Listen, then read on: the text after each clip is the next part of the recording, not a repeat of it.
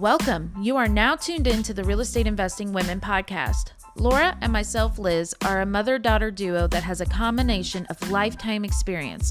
With Laura having over 35 years of experience in the business, and I came in a little over 7 years ago with a more modern and virtual approach to investing.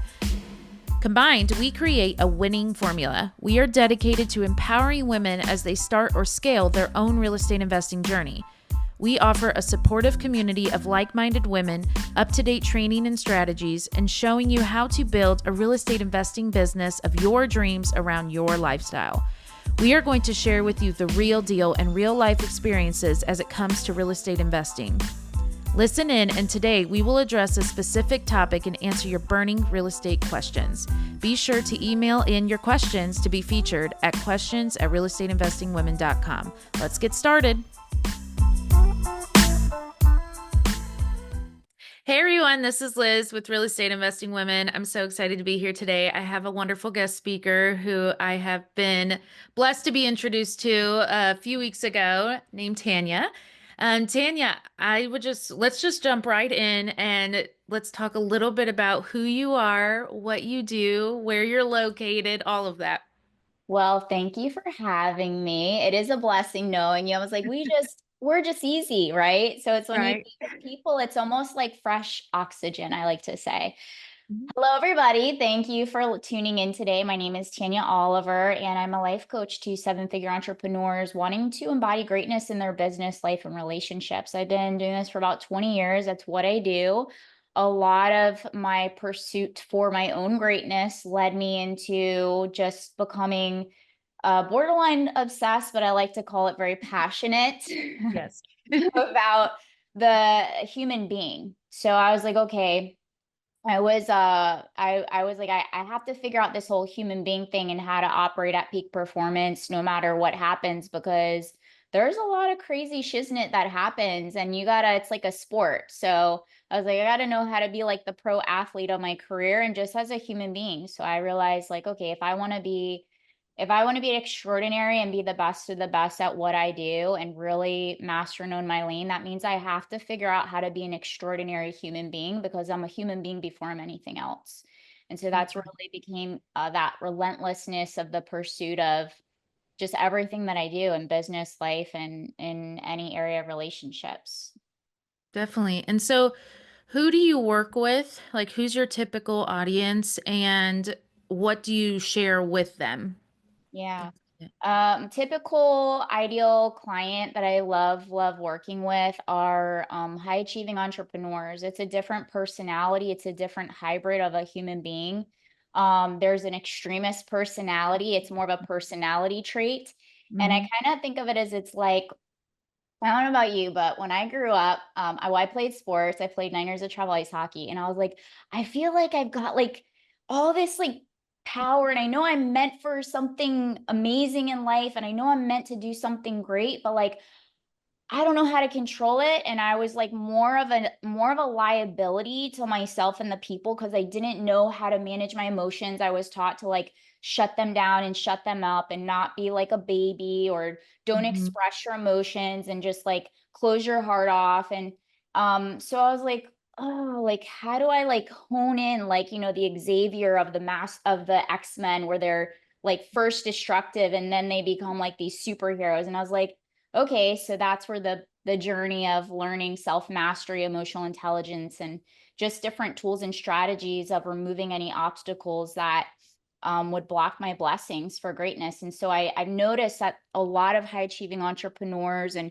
people that are striving for greatness in their businesses, they're in all different industries, but it's a certain type of a hybrid of that extremist personality. Once they learn to hone into like really mastering themselves mentally, physically, emotionally, and spiritually, like they become just extraordinary in any area of their life. And I was like, oh, okay, like that's me, but there's different tiers to this game. And so Hmm. that's where I was like, oh, it kind of makes sense here. Yeah.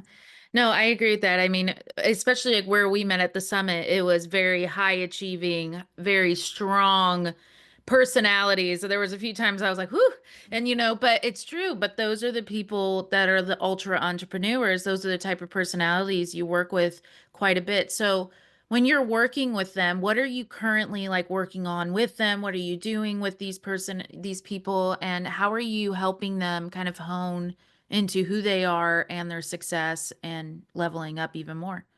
Yeah, there's like three tiers of the entrepreneur that I work with. One is like the one-on-one client. So typically they're externally successful. They look like they're winning on the outside, but there's a disconnect in the inner world. When you are my podcast, you talked a lot about that transitional and creating harmony between your inner world and your outer world, right? And so that's typically like the one-on-one client where externally they've got the car, the house, the relationship, but maybe their marriage is collapsing, or maybe they don't have a connection with their children, or like they don't feel fulfillment, or they're just not happy, or their health is really bad. So it just depends on that. And then the second tier is a mastermind elite, where maybe they're making six figures and they haven't reached hit that like external winning factor, but they're like in the pursuit. They're kind of like the black sheep wanting to go goat status. And then the Yeah. inner circle is like they haven't even really got their business together, but I wanted to make coaching accessible to everybody. So it's in the three tiers, and it really just depends on the tier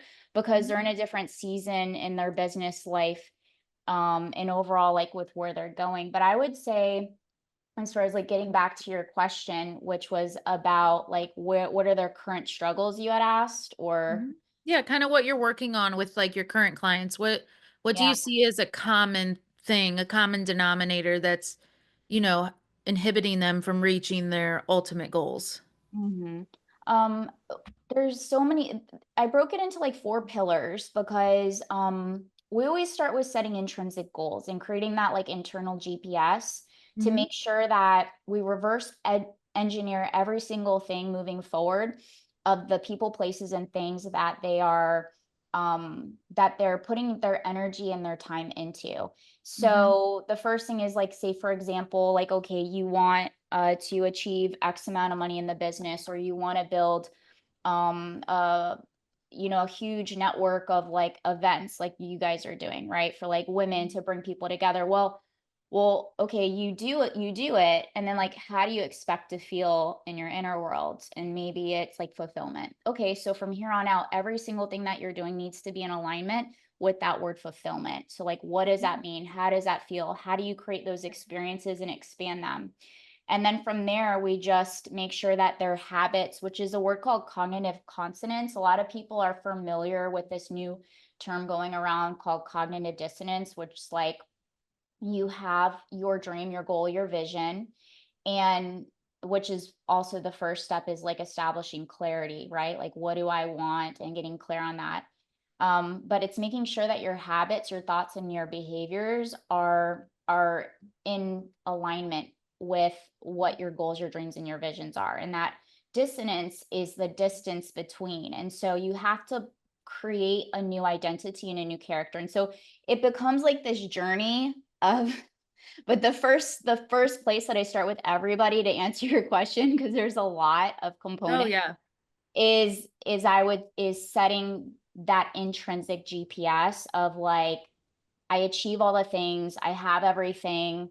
Um, how do I expect to feel? And a lot of it comes down to like, I want to feel significant. Okay, you can feel significant today. What are the things, people, places, and things that are in alignment to that?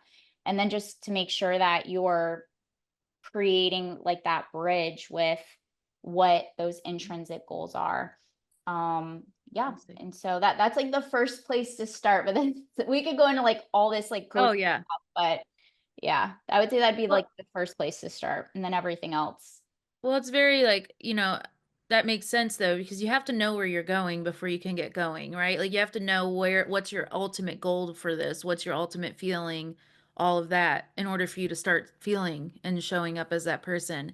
And Mhm. so I work with a lot of new investors. I work with a lot of very advanced investors. I think we're like a 65, uh, 35 here. And what is some advice that you would give, maybe like three tips or so? What's some advice you would give for someone who really wants to succeed in real estate or entrepreneurship in general, but has not taken that leap or has not really moved forward? Or maybe I know you work heavily with people with like self-sabotaging, procrastination, and they just keep putting it off, even though it's something they want to do or in some facts need to do. to get out of Yeah. their current situation. hmm Well, this also comes back into like your personality trait. Everything comes back into the character. I mentioned like having to create a new character and a new identity. And if people understand procrastination, it's not a lazy trait. It's just the inability to process your negative thoughts and emotion under around a specific task. And Mhm. that's why we procrastinate. And it comes down to three main factors, which is not feeling safe to move forward because of the entrepreneur space. You got to always make decisions, and sometimes we don't make the best decisions. So it is a journey of Yeah. also trusting your ability to make the right decisions and how to course correct if you do mess up. So not feeling safe to move forward. The second is overwhelm, learning to still be able to execute under like the all the overstimulation, and the other is distractions, the internal distractions, the voices in your head, the mental dialogue, and then the external distractions. A lot of things besides procrastination is a lot of high achieving entrepreneurs have an organization issue. They have Mhm. a hard time with learning how to be organized, and like there's so many aspects of the personality, which is also a part that I introduce a lot of my clients to, known as shadow work. And shadow work is understanding the parts of yourself, the dark parts of yourself that really do block your blessings, and as you mentioned, self sabotage you from crossing over that bridge. So if you're here and here's where you want to be, it's learning how to have the right tools, and having the right tools, part of self mastery is knowing the aspects of yourself that won't get you on the other side of here, and then learning how to shapeshift those. So if you're, for example, I don't like to say toxic trait, because our traits are information when we embody them and we accept them. We don't want to reject them, we want to accept them. So if Mhm. your shadow trait is procrastination because you just don't know how to process things, so then the opposite would be taking action and having the right tools in place that will help you remove the obstacles when they do come about, because there's going to be obstacles, there's going to be challenges, there's going to be setbacks, there's going to be face plants. It's going to be hard face plants. So Mhm. how do you get back up as fast as possible? Yeah. And so, okay, so going on to feeding off that, you work with a lot of people. What do you see most often being the roadblock for them? Is it procrastination? I know you created some courses around that, but what do you think is the biggest roadblock, specifically because this is a women's podcast for women achieving financial freedom, achieving that entrepreneurship? What do you feel like you see the most? Self-worth, self-worth Self-worth. and self-trust. Back to the centerpiece, you have to build yourself into somebody intentionally, on Mhm. purpose. And an aspect that I started adding to the practice about a year ago is called theta healing, which is also known as belief work, where you tap into the subconscious layers, because we have four layers of the subconscious, and that runs 88% of how we're showing up in our business and in our lives, and the people that we Mhm. choose to bring into our inner circle, which has a huge impact in how successful you're going to be. Because if you take the word success and you break it down, it just means I achieved what I wanted to achieve. And another big thing for Wonderful. women is they play small, because coming back to the self-worth aspect of, one of my favorite quotes is, you don't get what you want, you get what you believe you deserve. Mhm. So if you're not aiming for like a really like big ceiling, which if you understand, like we don't even have ceilings, we create our own ceiling, then like you can only expand to the capacity of like the limits you impose on yourself. Mhm. So a lot of that comes back into the shadow work, the belief work, and surrounding yourself with people that think bigger than you and that are doing the damn thing like yourself and what you've created, and having that support and accountability, because that's so huge when Mhm. you're expanding your life and you're expanding your vision. Mhm. Now I want to expand on that as the accountability, because I talk about this a lot with my students of how important it is to have people that you are accountable to, but also more advanced than you, Mhm. to be willing to be the least smart in the room to advance yourself into different levels, following the people who are doing what you want to do. So going off of that, what are some lessons, what are some tips you would give to ladies who don't want to be the least smart in the room, who feel I just got off a mindset session with with today. I spotlight a student and she specifically said, I went into a room and I actually knew more than I thought I did, but I took a long time to get into those rooms. So what's some advice you would give to people like that need that accountability, that want to advance, but they're too scared to move forward in that way? Mm, I would say as far as like that goes, like that, when it comes to transforming any area of your life, like there's a self-honesty before there's a self-awareness. And Mhm. that comes down to like, is it fear? Is it resentment? Is it because sometimes what I've noticed, like in coaching, is times people don't want to be in there because depending on the room, if it's not an enriched environment and it's a toxic environment, ego driven, which is a lot of the financially externally successful have Yeah. been wounded, ego driven. I don't want to even call them leaders. Mhm. And when you're around people that really do want to see you win, you will never feel stupid or that you're asking a stupid question or you will be encouraged. And people that really do want to see you win, you'll notice like they are willing to share almost everything they know, like in Mhm. those rooms. And Mhm. it's just your job to ask the right questions and to be the most curious person in the room and learn how to ask questions. But when it comes back to actually getting in the rooms, it comes back to the opposite of procrastination. Do I not feel safe to move forward? Do I just feel overwhelmed, or do I feel like I got too many distractions and I won't be able to process it? And the opposite of procrastination, just action, just do it. One of the things that helps a lot of my clients in the mindset department of getting on the other side and just doing it is like, well, I know what it's like to not go, or I know what it's like to like do the normal stuff that I'm doing. But what if I go and I give myself a new experience so then I have knowledge that like what this experience is like versus an assumption. And if Mhm. I don't like it, then I just go back to what I'm doing, but what I'm doing isn't really working anyway. So Mhm. what's the worst case scenario? What's the best case scenario? So I think if Mhm. you have these little mindset like things, because everybody has fears and insecurities, but the ones that are growing and expanding and moving and creating movement versus stuck is they know how to have a self dialogue that gets them to move in the direction that is in Mhm. alignment to their dreams, not in their emotions. That's beautiful. Yeah, I agree with that. And so you juggle a lot of things.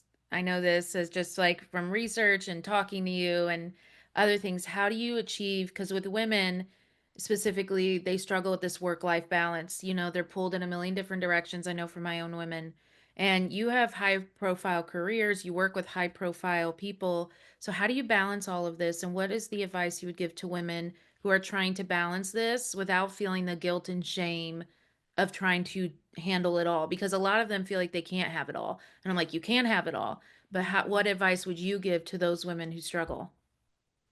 Um, I don't believe in balance. I believe in priorities, and we prioritize what we value and we value what we believe to be the most important thing. I want people to understand that life is seasonal and what might be a priority this season might not be top tier priority next season. So don't get so attached to what your priorities are this season of what's most important to you. Another aspect when we're talking specifically to women is that when something in your belief system shifts that you are the most important person in your life and every single thing is just an extension of you, even though it seems like you don't have time or the business like isn't in a season where you can just step out and go take care of yourself, whether it being like your fitness or your food. All of it comes back to like my if my business is dependent on me or my children are dependent on me or my family's dependent on me or I'm responsible for all these people, that means by me taking care of myself, I am Katie Reed said this best. I can't even butcher her quote. It's just said so elegantly. I have to just say it. But Katie Reed says this quote, and I think it embodies everything to your question, is that self-care is giving others the best of me versus what's left of me.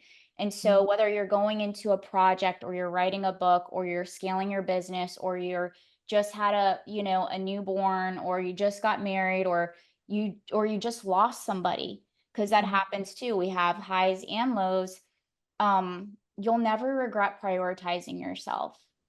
You might have like a guilt in the moment, but you'll always leave feeling better. So I would say that to always be the top tier thing is that you're taking care of yourself and you're investing in your mental, physical, emotional, and spiritual well-being above all else, and everything else will fall into place. I agree with that. I always tell the ladies, you cannot pour into someone else's cup unless you filled your own. And so you have to take care of yourself. And as entrepreneurs, it's very easy to get into the hustle bustle of things and forget that you're your most important thing. Your business cannot run without you, and some can, but for the most part, you're integral. Even if you're not the face, you're still an integral part, and it can't run without you. Your family won't run properly without you taking care of yourself and things like that. So moving back into like you, how did you get started in this? I know you said that you were like you started investing in yourself and taking care of yourself, and then you screwed that. But how did you get started in this field? And what have you seen the most from your work and what you've done and how you've helped people? Oh, man. You know, Yeah, it's an I've been intense like, question, I know. well, it's not that it's intense. It's just like I think some people have really mastered like a one intro bio, but if I'm gonna go back the last 20 years of my life and I'm 40, Mhm. I was like, it was such a roller coaster. And that's another thing too with the people that I think I'm the best working with. A lot of people don't know um how to support that type of personality or that lifestyle of that extreme. And I've had so much yo-yoing, and now I'm in a season the last 20 years where I had to reparent that version of myself that was such a liability. But the combination, getting back to your question, is like I grew up an athlete, I grew up privileged. Um, After college, we lost everything. So a lot of people have this story of like from like rags to riches. Mine have been like from riches to rags to now building everything on my terms, on Mhm. God's terms. And so it was like a really big like up and down. After that, I grew up with high achieving entrepreneur like in my family, my bloodline. My brother's entrepreneurs, my dad was, my grandfathers, my great grandfathers. And so it's, you say it in your DNA. I don't know, maybe just it's what we're shown, right, by our environments. But a lot of it was like self destruction because the way that they processed all of the triggered emotions or the overwhelm of the responsibilities and the emotional, financial pain that they Mhm. were going through was through substances. And Mhm. overcoming addiction myself and self-sabotage and, really, really like unhealthy relationships because everything is an extension of us, right? So I attracted everything that I internally was suppressing was an external expression of that. And just really getting to the root of everything. The everything is a symptom, not a cause. So when I got clear on that I was the problem, but I could also be the solution, I decided like, okay, I have to build, but I have to have clarity on like the type of woman I want to build myself into. And I really didn't want to rebuild any of that. I just wanted to build brand new. And so I started to become relentless, borderline obsessed, aka very passionate. Yes, I call it passionate. Yes. Exactly. Exactly. So I became very passionate and relentless on the pursuit of this journey of like, okay, I want to embody this and I want to embody that and I want to be in alignment with this and I want to have this and a lot of belief work, a lot of my first career was in personal training and nutrition. And when I was working with clients like right out of college, I was like, wait a second, I was healing. I was 60 pounds heavier because I had food and alcohol addiction, and that's how I processed my pain at the time. And people still wanted to work with me. So I still did something that I loved. And that's the one advice I'd say. Like, if you love something, like, continue to pursue it regardless of how you think you're going to be judged or how you're going to be looked at, even if you're judging yourself, and just one foot in front of the other because that's what building the new is all about is it's just like one foot in front of the other and just keep moving. And some days you fall, you just get back up, you crawl. Some days so that's kind of was like the journey of building a brand new version the last 20 years. And, it was really unstable, like a yo-yo until it became like integrate, step up, integrate, because some seasons are just sustaining, and that's challenging enough. So yeah, there was a lot of different points of building into that. And I was like, wait a second, it's so much more than the physical. This is the mental. So as I started wanting to heal my addictions, the substance addictions, I realized they were also emotional addictions, and they were just tools of ways of how I found relief to process my emotional, physical, mental, and spiritual pain and emptiness. And that's how I got into shadow work. And then, it's like once you reveal the truth of something, you can't go backwards. And then then I got into like learning certifications in EFT work, which is emotional freedom techniques. And then I got into the theta healing because that's on the subconscious levels, and, learning how to navigate through blocks and resistance and resentment and fears and doubts and insecurities. And I was like, okay, how do I just remove everything so I can be who I was designed to be? And it just like kind of like one layer at a time, just like I think any business, I think everybody can relate in that arena. But I know that was a long process because Good. there's I not asked. there's not like one, there's Yeah. been so many different, like I think the best analogy is it's like an onion, right? And you peel one layer, you realize there's another layer, and then you get the another layer, and then you get the another layer. And then the objective is I've always been like, how do I get to the core? How do I get to the root? And that's where a lot of the work was like, okay, what's the root and how do we reverse engineer it? But how do we reverse engineer it on my terms? If I had no cap, no belief blocks, nothing like that, like what do I wholeheartedly want? What was I designed here to do? How can I be in the best alignment and in harmony with like my heart? And how do I train my mind to become in alignment to my heart? And how do I make sure I take care of my body so I can have the endurance to keep up with these goals, dreams, and visions that have been placed inside of inside of me. So that's been, hopefully that means. No, but that's good. So I have a follow-up from that though. So Yeah. when you get into this alignment of knowing what you want and just from working with women and also personally, how do you continue to stay in that alignment and not deter based on outsiding factors or feeling guilty for saying no ultimately to anything that doesn't align? So how do you get to that? What's a tip you could give to the ladies that struggle with that? It's funny. Today, I wrote myself a commitment contract. Oh, there you go.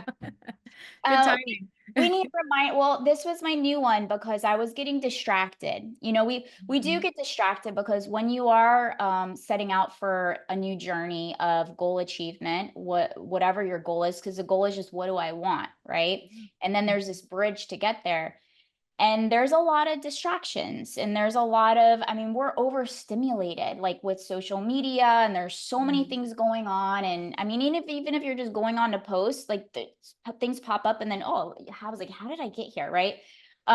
So when we have reminders in front of us every single day, I have my cultural creed where I have an agreement besides like my commitment contract of what I'm focusing in on for the rest of the year. If you take it in like little bite sizes, because it could be overwhelming, I have virtues to my right to remind me of like the virtues I want to embody in my life, whether it being assertiveness, authenticity, beauty, bravery, enjoyment, enthusiasm. I have things around me. I have reminders in my phone.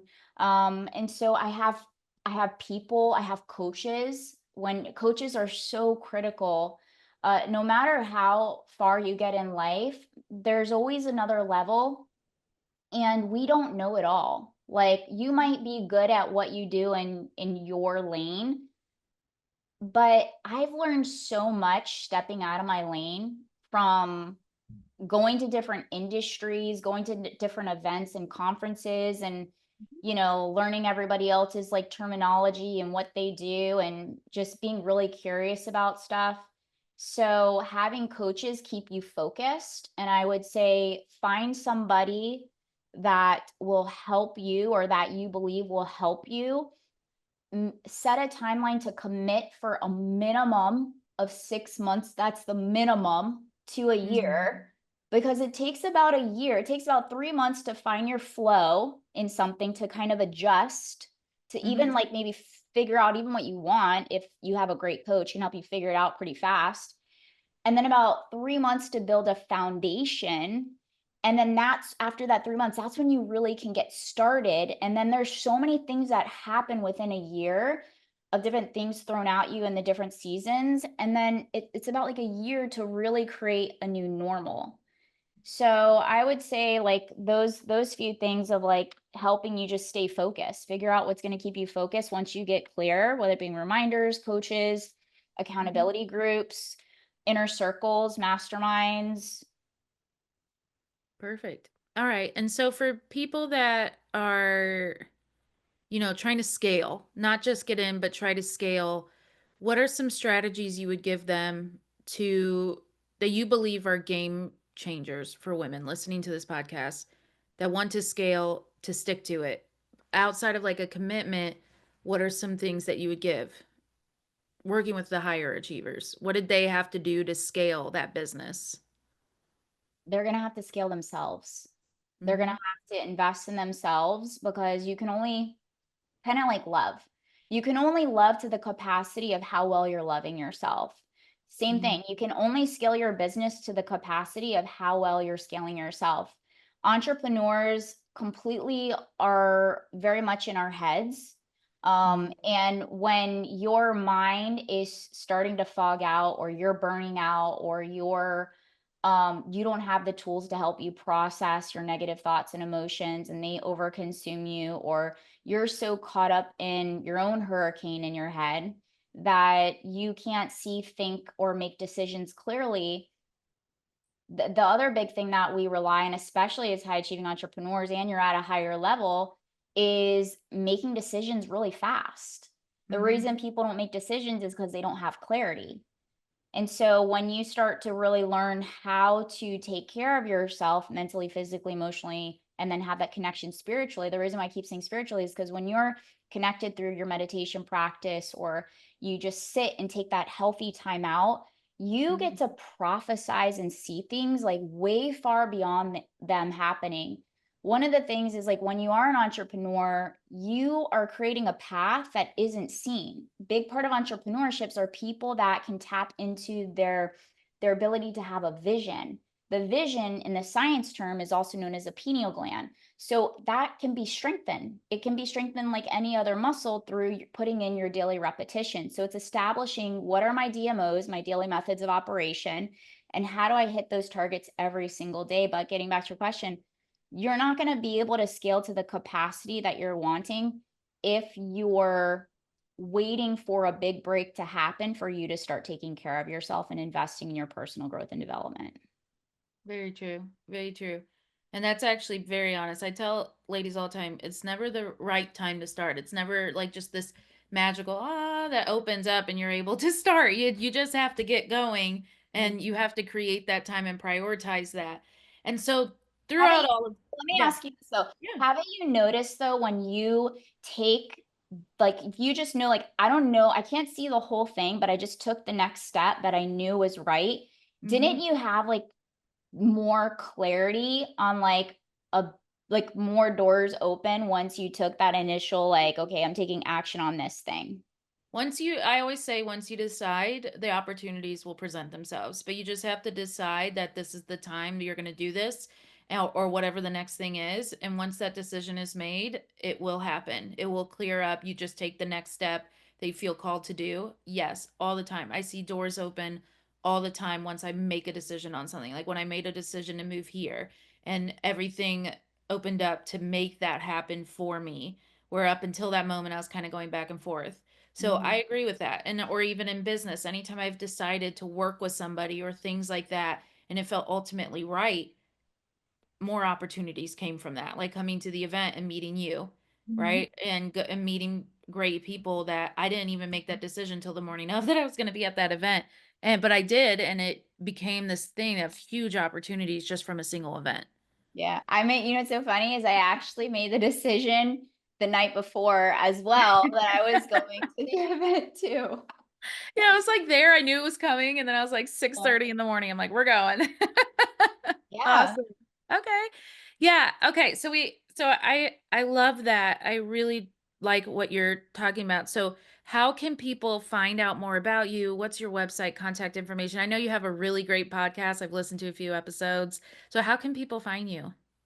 Well, I do have the Minding My Business podcast. We have all that stuff up at Instagram at Tanya Oliver, but the website is ultimateachieversacademy.com or tanyacoliver.com.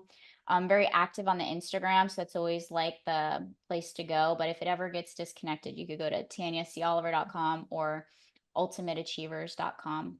Mm-hmm. Okay, and anything else you want to share with the listeners today, or something you're feeling called to share, anything like that? I know you covered a lot of topics today, and it There's was so really good stuff. I know there's so much I could ask I questions will all say, day. I mean, I'm very about like having a generous spirit. I believe that we get blessed tenfold. So I wanted to give this, I didn't even plan it. I was like, I actually, because this really does help. And even knowing what I know, Hmm. I utilize this stuff. But the commitment contract is to make a promise to yourself, whatever it may be, to sign the contract and to date it and to not quit on your goals until you achieve it. And you can't change your mind until you achieve it. So I wanted a gift. It's a very simple, just in front of your face paper.